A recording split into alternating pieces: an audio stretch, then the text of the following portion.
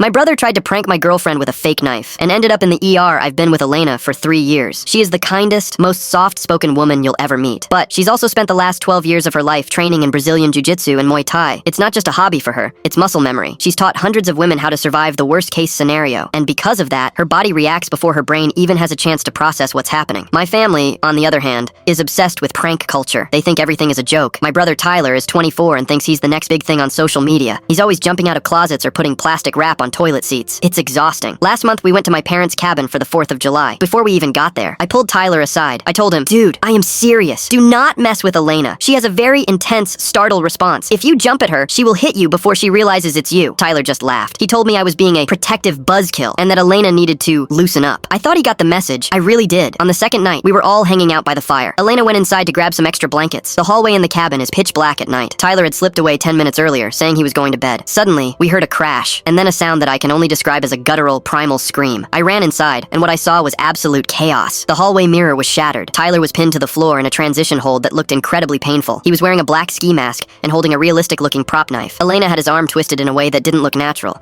and she was seconds away from completely snapping it.